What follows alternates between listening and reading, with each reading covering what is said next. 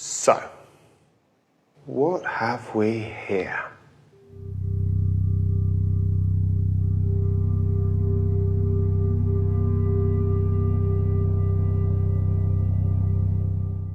In March 2011, the world was shaken by a massive earthquake in Japan that caused widespread destruction and devastation.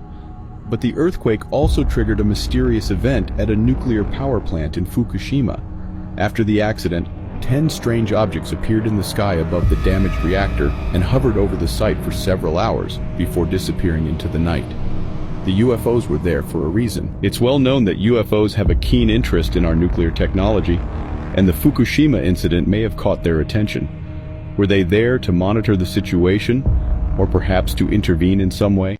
I was stationed at Malmstrom Air Force Base, Montana, as a missile launch officer, monitoring and controlling 10 nuclear-tipped Minuteman missiles.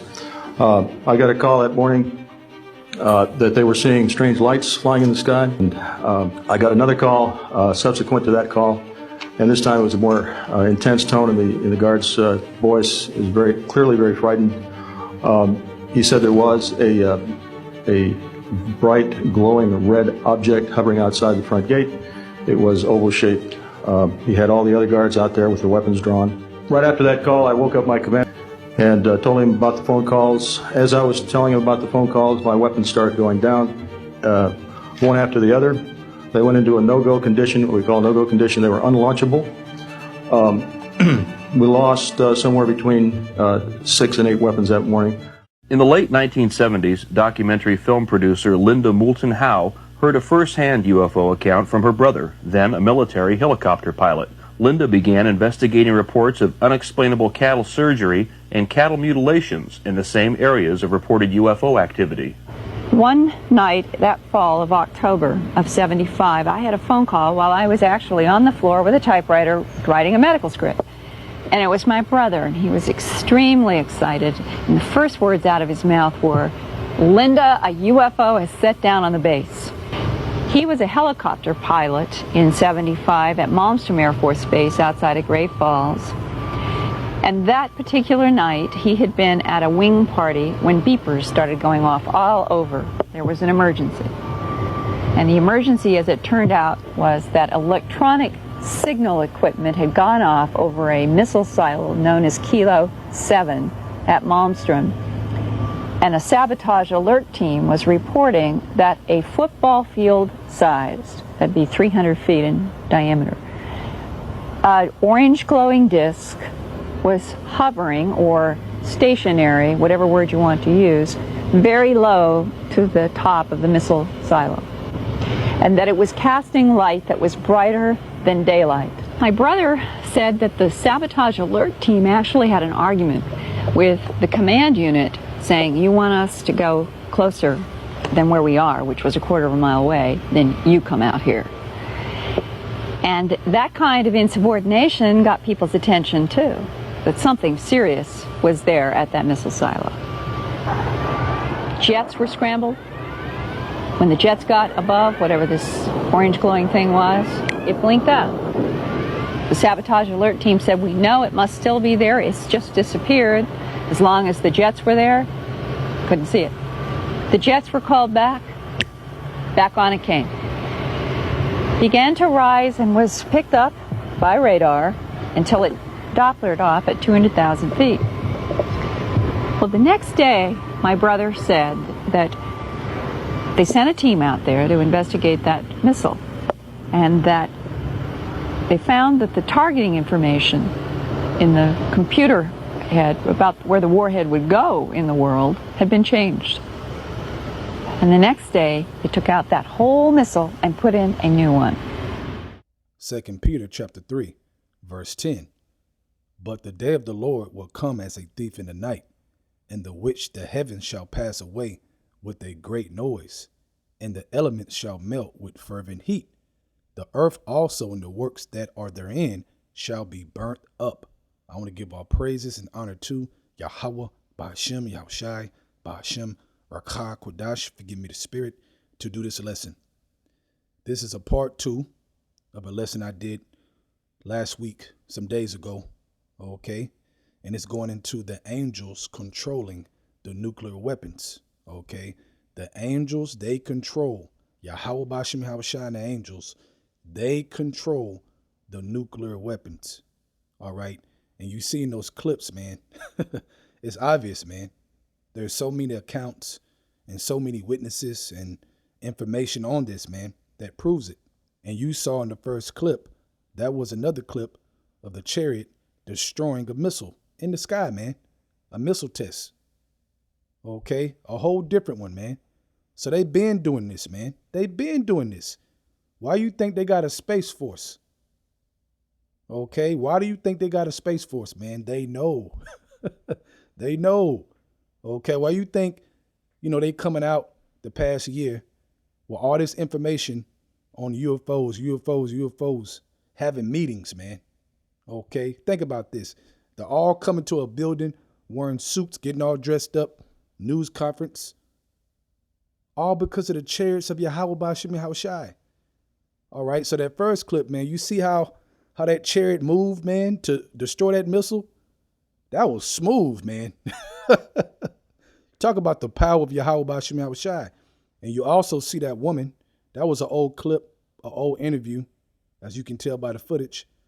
But if you listen to it and you see the end, she speaks about how the chariots changed the position where the nukes would go in the computer, man. Okay, and that's a spirit, because I mentioned that in part 1. All right, how the angels can change things. And what if, America has the mind frame of shooting a missile on Russia, but then the angels change it and that same nuke missile goes somewhere else? Think about that, man. They are in full control. Let's go back to the scripture.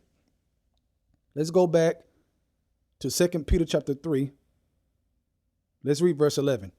Seeing then that all these things shall be dissolved, what manner of persons ought you to be in all holy conversation and godliness? Right, man. Okay, you got the prophecies. You received the prophecies. Okay, you see things are going in the right direction of prophecy. It's obvious. So if you live in America, especially you live in Babylon or anywhere on the earth, but Babylon is the hot spot of prophecy, of judgment. Okay, what you gonna do, man? You gonna act like this ain't happening? This is coming to pass. No matter what you do, no matter what you say, it's coming to pass. Okay, so seeing then that all these things shall be dissolved, what manner of persons ought you to be in all holy conversation and godliness, looking for and hasting unto the coming of the day of Yahweh Bashim Yahushai? Right, you're hasting in your mind and your spirit. You want it to happen, man. Okay, you want it to be over with, man, because we know that this has to happen and then the kingdom will be established on the earth. That's what we want. Okay, and we're very close to that, man.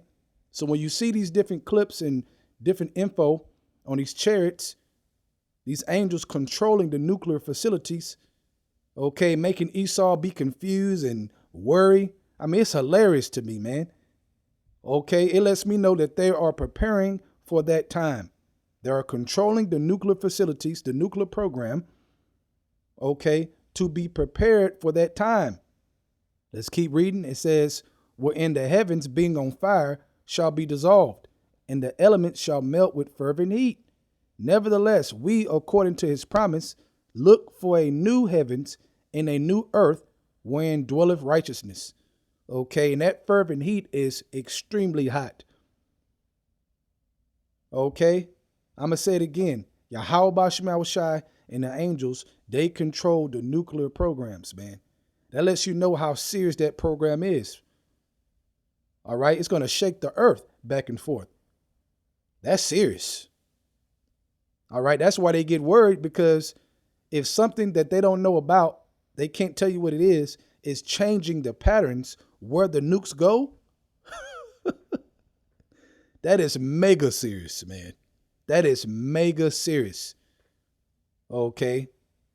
So Yahweh Bashim Yahushai is spooking these devils and been doing it for years and years and years, man, leading up to this point. Now we're very close to this coming to pass. We're very close. Verse 13, nevertheless, we, according to his promise, look for new heavens and a new earth wherein dwelleth righteousness. And for that to happen, okay, the angels are going to let loose. All right? They are going to let loose these nukes, man. That's what's going to happen, man. They're going to put it in the minds, okay, of these rulers to let loose. And like I said, they can cause confusion within that, man. All right? They wouldn't have did that so that we can watch it and hear them testify of it, okay, and not think they wouldn't do it. They would shoot a nuke somewhere else and it was meant to go somewhere else. Imagine that, man. Okay, how you going to tell a country that it was an accident? We didn't mean to kill millions of your citizens.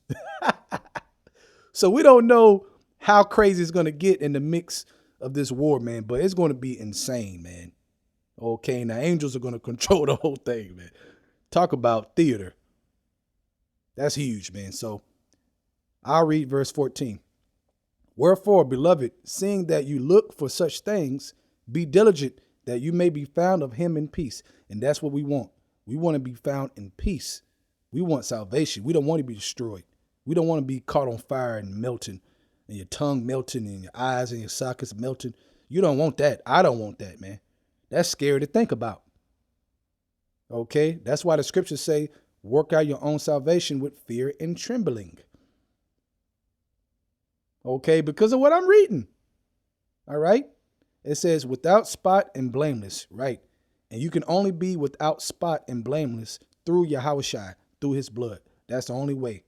Okay, so this should encourage you, all right, to look deeper into your connection to Yahweh B'Shem Yahushua, to make sure you are connected, to make sure you are in the spirit of repentance, okay, so that you are blameless, all right, so that you are covered by the blood of Yahushua, because that's the only way you're going to escape these missiles and that hot, fervent fire, like you read in verse 12. Okay, and the element shall melt with fervent heat. Okay, so check those clips out, man. Boy, I mean, what else is there to say, man? We're close. So with that, I hope you're edified. I want to give all praises and honor to Yahweh, B'Hashem, Yahushai, B'Hashem, Rakah, Kodash, forgive me the spirit to do this lesson. Double honors to the elders of Great Millstone, and shalom to you, Akim out there that's doing the truth and sincerity. Shalom.